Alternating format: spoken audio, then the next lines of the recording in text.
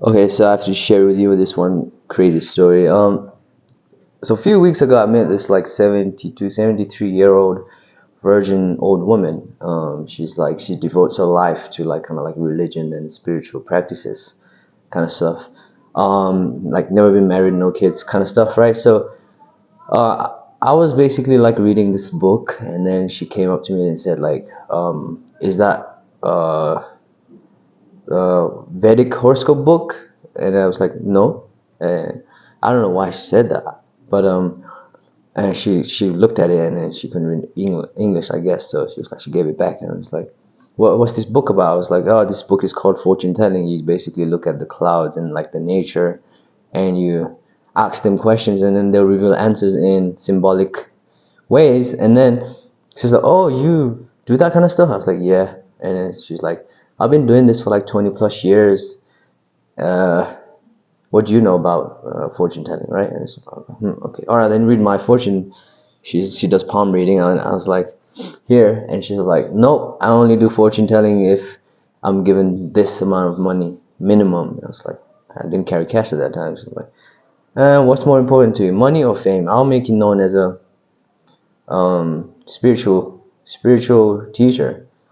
And no, I said money or name, and she's like, "And I only do it for a certain amount of money." I was like, okay, whatever. And then I told her like, "I'm the reincarnation of this God.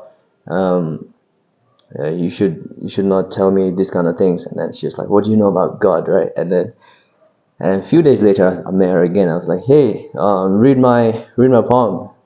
And then she's like, again, "I only do palm reading if it's a certain amount of money." And then I was like, at this time I was carrying cash. I was like, "Here." And then she was like, "Okay, wash your hands first, right?" And then, okay, I washed my hands. And then she looked, and then she's like, she told me like long life, this kind of that thing. And then she's like, "Oh, you have this thing where you fall in love quickly if you meet a girl, and you make her fall in love quickly as well. So you have to be careful." And then I was like, "Oh, okay." And then she found like, she was like, "Oh, here you have the specific God I was talking about that like reincarnated." She's like, "This God is right on your forehead." And she paused, like big eyes paused, and I started laughing. And and then she started taking me seriously, because there's this chair I used to like sit on at the park, and then I used to always keep it at the same place. And then she started coming to the park and started using the chair, and she started hiding it. I was like, "What the hell?" And then once I caught her, and then I said, "Hey, don't hide this chair. I've been using this chair." And then um, it was like, it was like one day before. No, yeah, the first day I did tell her that. And then she started like putting the chair the same place. Never actually used the chair again. After she did my reading, she found out like I have this God on my forehead.